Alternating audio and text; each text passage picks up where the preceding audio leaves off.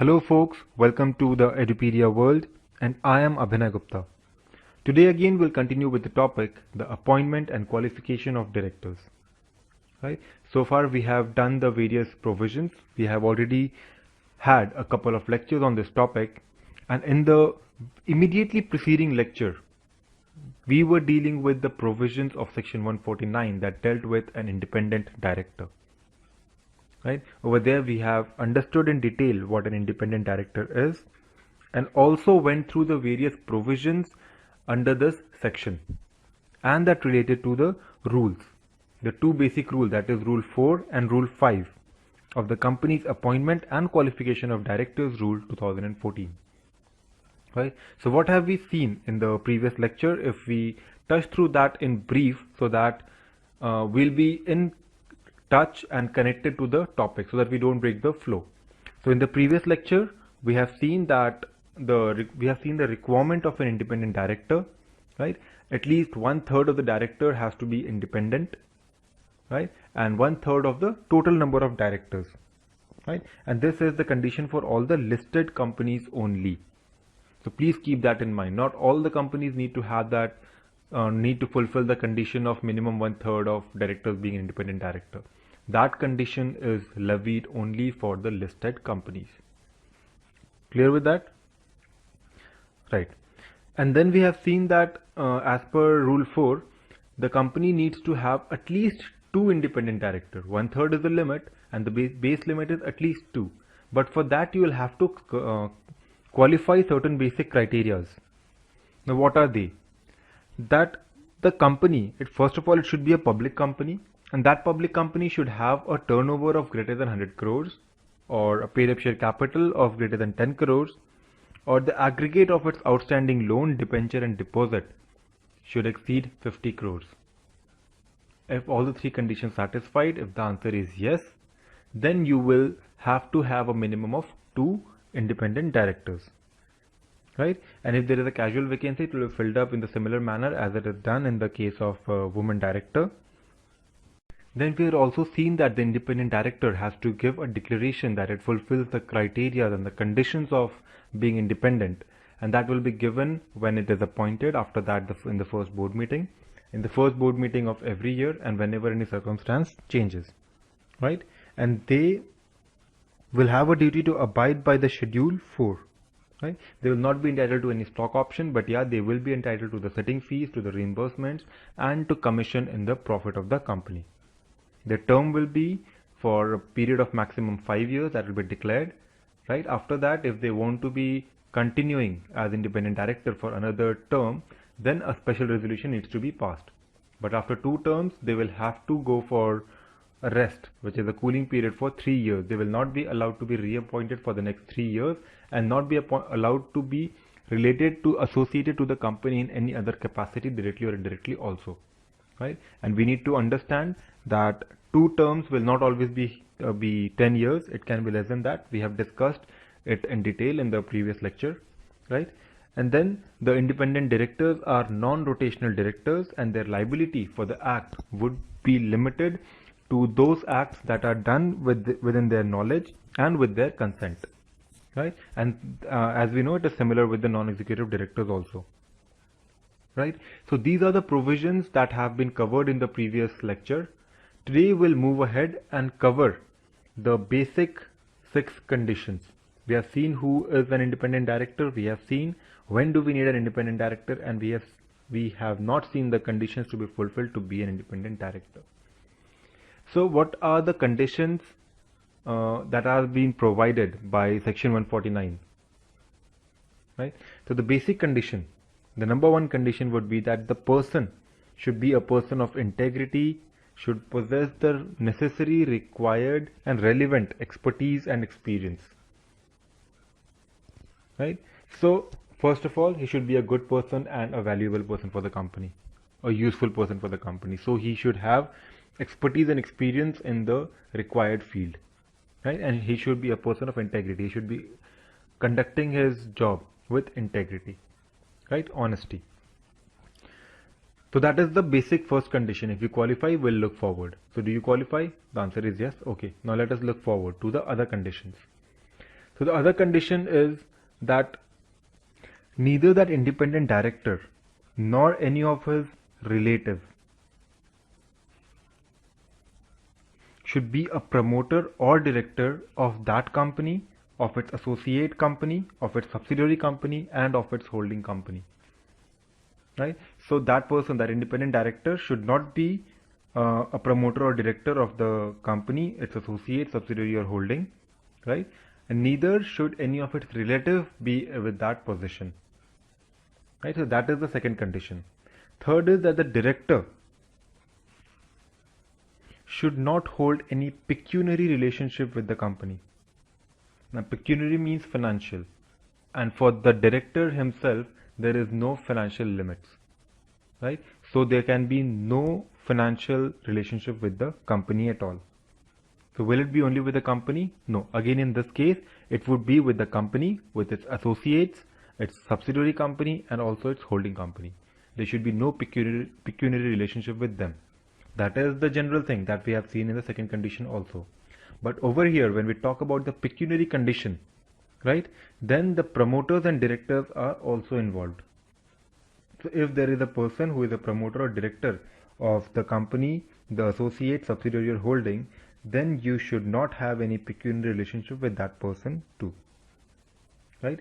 And this condition should be fulfilled, like there should be no relationship for the past 2 previous years and also for the current financial year. That means from today to past 3 years, including this year, you should have no pecuniary relationship with them. If you had any pecuniary relationship 4 years, 5 years back, we don't care about it, right? The section doesn't care about that. So that was directly attributable to the director, to the independent director. But what about its relative? Even if the relative breaks this condition, the director would be held responsible. So that means even the relative should not have any pecuniary relationship with the company, the associate, subsidiary or holding, or the promoter or director of the company, associate, subsidiary or holding, right? But for them, the financial relationship has a limit, right? And that limit should be lower of at either 2% of the company's gross turnover or rupees 50 lakhs, whichever is lower. So in short, what do we understand is that any director or his relative should not be holding any pecuniary relationship with the company, associate, subsidiary or holding, or the promoter or director of the company, associate, subsidiary or holding, right? But in the case of relative, there is a relaxation, right? The relaxation is up to the limit of 50 lakhs or 2% of the company's gross turnover, whichever is lower.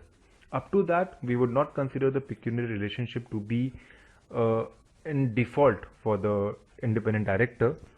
But in the case of director, there should be none at all. There is no limit prescribed. Any pecuniary relationship would be fatal for them, right? Now the question is, what is pecuniary relationship? Right? So pecuniary relationship basically is the relationship of profit. It is not just financial relationship, it is the relationship of profit. Like if you are selling an apple to Mr. A for 10 rupee and you are selling the same apple to the company for 20 rupee. So you are earning 10 rupee extra from the company. That is the pecuniary relationship. Right? It is an advantageous position for the independent director. Right? So when we talk about pecuniary relationship, now let us consider an example that Mr. A sells certain material to the company for a certain amount, say rupees 1 lakh, and he sells the same material into the market, open market, to an unassociated person for the same amount. So in that case, it will not be considered to be pecuniary relationship. Right? If the director has a business and the director supplies some material to the company at the arm length price that it does into the market, in that case, we will not consider that relationship to be pecuniary relationship. Right? So pecuniary relationship would not include also the receipt of the remuneration by way of setting fees, right? The reimbursement of expenses for the participation in the board or its meetings, right? And the profit related commissions approved by the members, because we have seen in the previous lecture also that these things are allowed to an independent director. So in that scenario, we will not consider it to be a pecuniary relationship, right? And also that independent director should not be less than 21 years of age. Understood? So these were the 5 conditions. Now we move on to the 6th and the most typical condition, right? So we need to be very careful when we are doing this condition. So as per this condition, any person or the relative of that person, any person with the person we are talking about, the independent director, or the person who wants to be a director. So for that, because he needs to fulfill the 6 conditions. So unless the conditions are fulfilled, we won't consider him to be a director. So we are referring to him as any person, right? Or his relative. We'll see the relationship of these person with the company, associate, subsidiary and holding, right? As per this condition, right? There are certain things that should not be included or that should be qualified for being an independent director. So in the first instance, any person or its relative should not be the key managerial person or employee of the company in which it is supposed to be appointed as an independent director for a period of 3 consecutive financial years, 3 preceding financial years actually, immediate, right? So if you have not been a key managerial person or an employee of the company, associate, subsidiary or holding for any of the 3 preceding financial years, you will be qualified to be an independent director now, right? So this is number 1 condition in this, right? Second thing what we talk about is that the person or its relative should not be the employee, partner or proprietor of any firm of a chartered accountant, a company secretary or a cost and works accountant, right? So if you are a partner, proprietor or employee of the firm of CA, CS or CWA, right, and those firms that deal with the company, its associate, its subsidiary or holding, right, there is no limits prescribed if they have any dealing with these companies and those firms, and if you are a partner, proprietor or employee of that firm, you will not be allowed to be an independent director in the company, right? And you should also not be an employee, partner or proprietor of any firm, of legal firm or a consultancy firm, right? And only those, over here we do not cover all the legal and consultancy firm, right? Please keep that in mind. For them we have a limit. So for this purpose we will consider only those firms who derive more than or equal to 10% of their gross turnover from the company, its associate, subsidiary or holding, any 4 of them. If there is any firm, if any legal or consultancy firm that is gaining more than 10% of its GTO from them, then if you are an employee, proprietor or partner of that firm, you will not be eligible to be an independent director in the company, right? And remember, in the case of any firm of CA, CS or CWA, they had no financial limit. If in any way they are related, they cannot be the director, right? And then as per the third situation, the person along with his relative should not be holding more than 2% of the voting power of the company. Right? And now for this 2%, the person and the relative needs to be combined and seen. Right? So if the person holds 1% and the director holds 0.5% and the relative holds 0.5%, they qualify to be an independent director. Right? But if that director, the person who wants to be an independent director, if that director holds 1% and the relative holds 1%, it comes to 2%. And the question says greater than equal to 2%. So if it is 2%, you will be disqualified. You will not satisfy the criteria of independence. Right?